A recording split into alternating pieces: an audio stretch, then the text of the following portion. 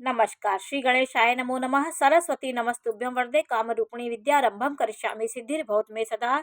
शिव शक्ति को कोटि कोटि प्रणाम।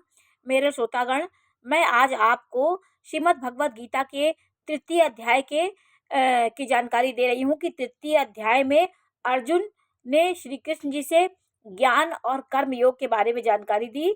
उन्होंने कहा कि अर्जुन ने पूछा श्री कृष्ण जी से कि ज्ञान श्रेष्ठ है कि कर्म श्रेष्ठ है। तो उन्होंने हाथ जोड़ करके भगवान श्री कृष्ण जी से अपनी उत्कंठा व्यक्त की। उनके अंदर अब ज्ञान जागृत हो रहा है। जैसे उन्होंने इतना समझाया, उसके बाद अर्जुन ने उनसे प्रश्न किया। उन्होंने कहा अर्जुन ने कि हे जनार्दन, यदि कर्मों की अपेक्षा ज्ञान आपके श्रेष्ठ मान्य है तो फिर हे केशव, मुझे भयंकर कर्म में क्यों लगाते हो। उन्होंने कहा यदि ज्ञान श्रेष्ठ है तो मुझे इस कर्म में क्यों लगाते हो। उनकी उत्कंठा जागृत हुई। तो उत्कंठा इस कर्म में मुझे क्यों लगाते हो। मिले हुए वचन से मेरी बुद्धि को मोहित सी करते हो, इसलिए उस एक निश्चय करके कहिए कि जिससे मैं कल्याण को प्राप्त हूँ। उन्होंने कहा ज्ञान को मैं पकड़ूं कि कर्म को पकड़ूं, क्यों मेरी बुद्धि को इसमें आप मोहित कर रहे हैं कर्म में लगाने के लिए। तो उन्होंने बताया श्री कृष्ण जी ने, हे निष्पाप अर्जुन, इस लोक में दो प्रकार की निष्ठा मेरे द्वारा पहले कही गई है। ज्ञानियों की ज्ञान योग से और योगियों को निष्काम कर्म योग से। उन्होंने कहा कर्म योग जो करते हैं, कर्म करने के लिए जो धरती पे आए हैं, उनको निष्काम कर्म योग से, ज्ञानियों के ज्ञान योग से, और कर्म जो करने धरती पे हम लोग आए हैं, जो हमें कर्म किए देने के लिए ईश्वर कर्म करने के लिए भेजे हैं, उनको निष्काम कर्म योग से मनुष्य ना तो कर्मों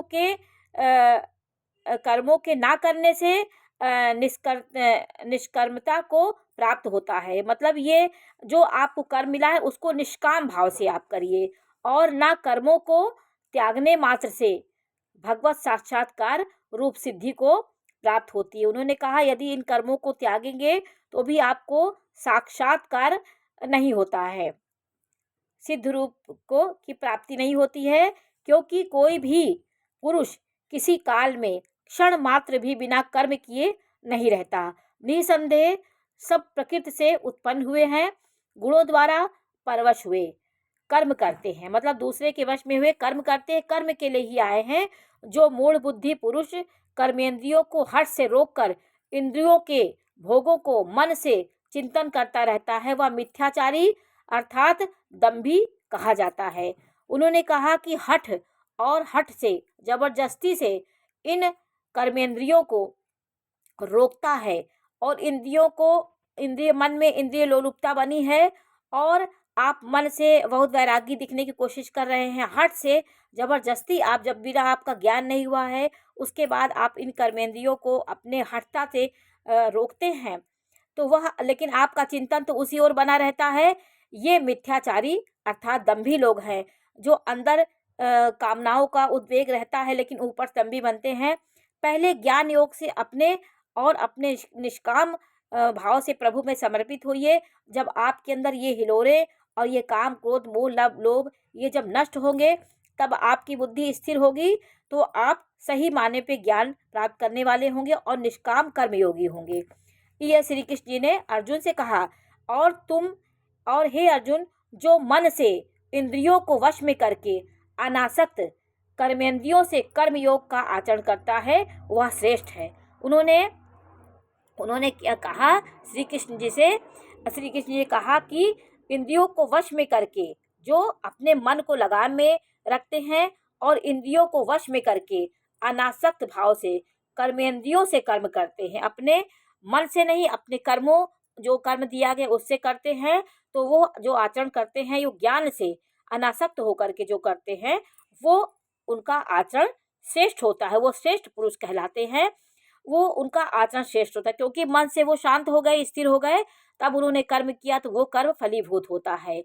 उन्होंने कहा कि तू शास्त्र विधि से नियत किए हुए स्वधर्म रूप कर्म को कर, मतलब जो कर्म तुम्हें मिला है उसको करो, क्योंकि कर्म ना करने की अपेक्षा कर्म करना श्रेष्ठ होता है। उन्होंने कहा कि अकर्मणः अकर्मण जो होती कर्म ना करने की अपेक्षा कर्म करना श्रेष्ठ होता है।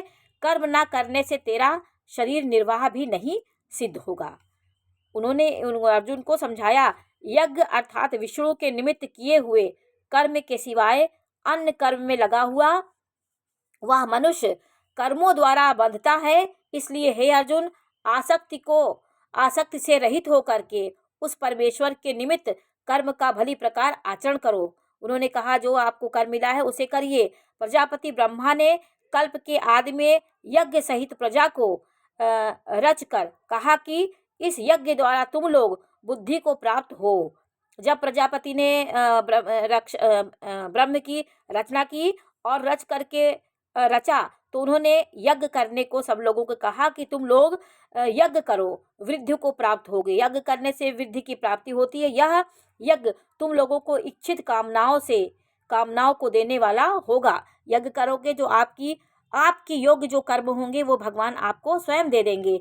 अनेन देवान भवतान, इस यज्ञ द्वारा देवताओं की उन्नति करो और वे देवता लोग तुम लोगों की उन्नति करेंगे। उन्होंने कहा, जो हवन यज्ञ होते हैं इनका जब हम हवन करते हैं, जो ये इनका धुंध आकाश में जाता है तो हमारी देव शक्तियाँ, दो अदृश्य शक्तियाँ जो होती हैं, उनको जब ये हवन की धुंध और ये हवन का धूप दीप सब उनको मिलता है तो वो खुश होते हैं और फिर देवताओं की उन्नति होती है। पूजा पाठ ध्यान मन करने से धरती पे जितने होंगे तो देवता लोग जब प्रसन्न होंगे तो वो आपकी उन्नति करेंगे, सनातन की रक्षा करेंगे, धर्म की रक्षा करेंगे। ये देवता मिलकर के आपका कल्याण करेंगे। इस प्रकार आप आपस में कर्तव्य समझकर उन्नति करते हुए परम कल्याण को प्राप्त हो। उन्होंने कहा, आप कर्तव्य करो और परम कल्याण को प्राप्त हो।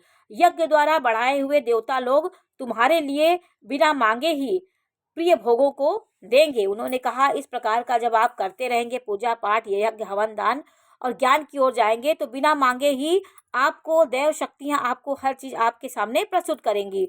उनके द्वारा दिए हुए भोगों को जो पुरुष इनके लिए बिना ही भोगता है वह निश्चय ही चोर होता है। उन्होंने कहा कि यदि भगवान ने हमें जो भोग दिए हैं उनको हम बिना दिए मतलब बिना उसका दान किए, बिना दंड पुण्य किए उसे हम अपना ही समझ के भोगते हैं तो निश्चय ही हम चोर होते हैं और उस चीज़ों का हम पूर्ण लाभ नहीं ले पाते। जो भी ईश्वर हमें दे उनमें दान की प्रक्रिया आपको करनी चाहिए।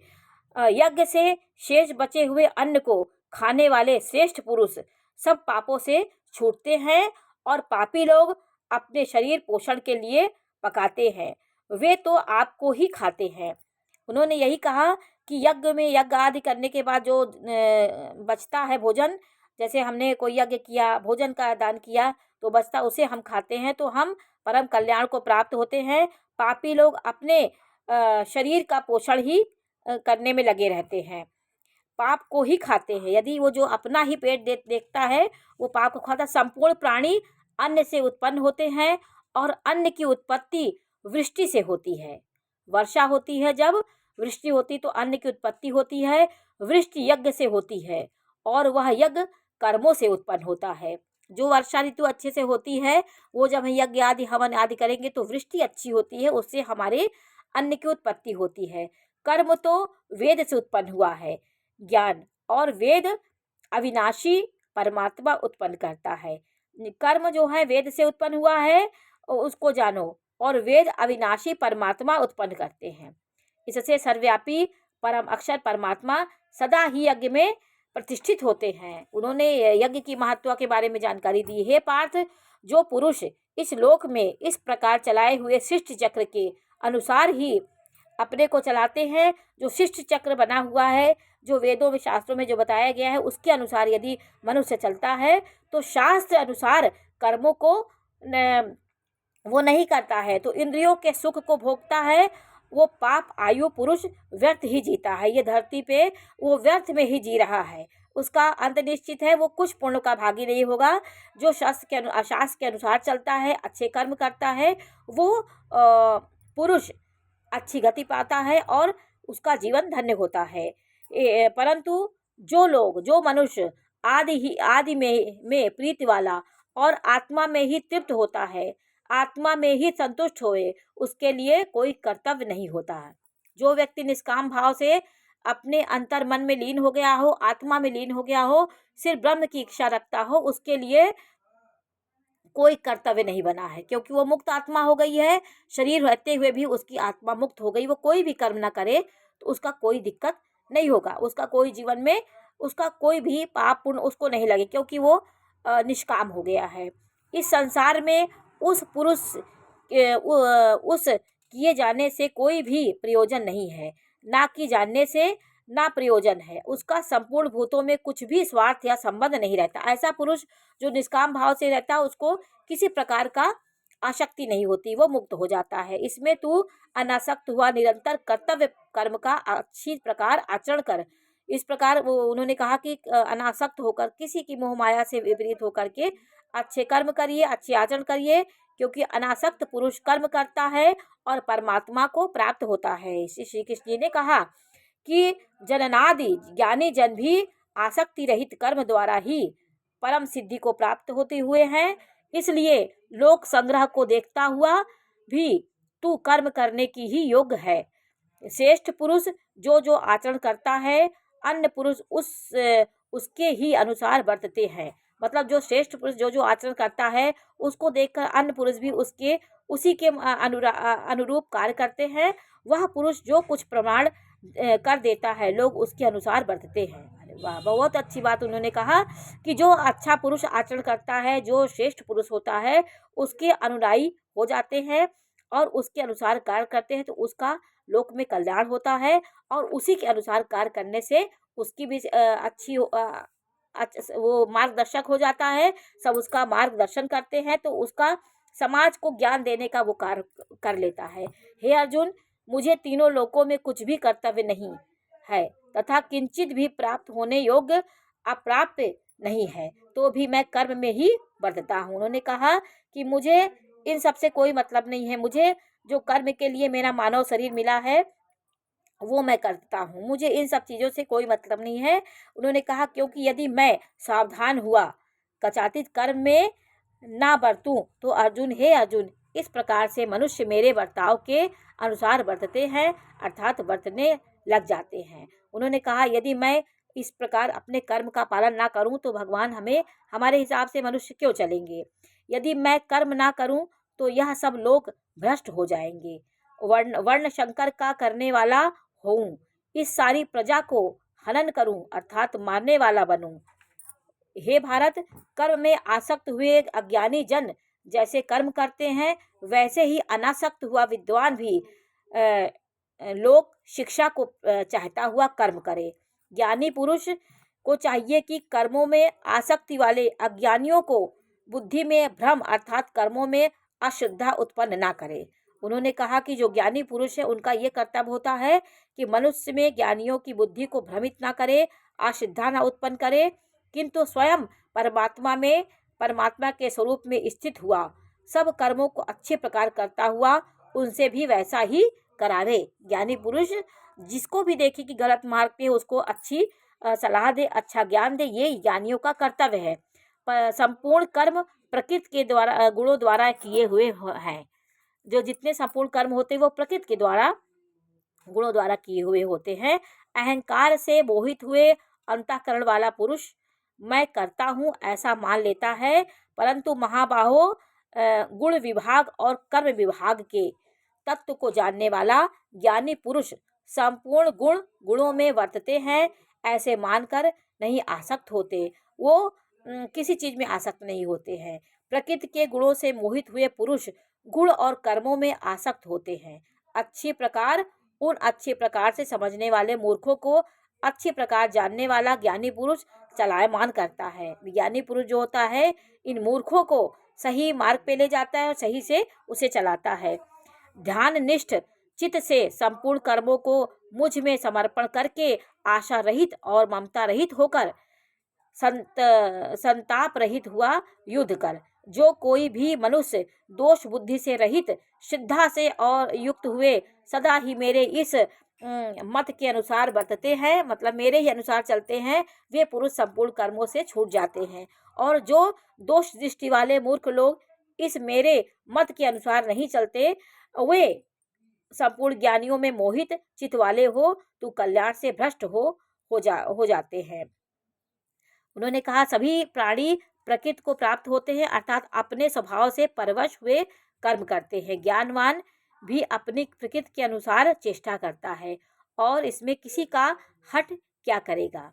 इंद्रिय के अर्थ में अर्थात सभी इंद्रियों के भोगों में स्थित राग और द्वेष है, उन दोनों के वश में नहीं हुए, क्योंकि इनके वे दोनों ही कल्याण मार्ग में विघ्न करने वाले होते हैं। उन्होंने कहा राग और द्वेष दोनों ही कल्याण मार्ग में शत्रु हैं हमारे।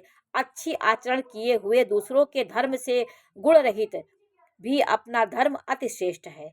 अपने धर्म में मरना कल्याणकारक है, दूसरे का धर्म भय को देने वाला होता है। हे अपने धर्म का ही पालन करना चाहिए। हे कृष्ण, फिर यह पुरुष बलात्कार से बल से लगाए हुए अदृश्य ना चाहता हुआ भी किसी से प्रेरा हुआ पाप का आचरण करता है। रजोगुण से उत्पन्न हुआ वह काम ही क्रोध है।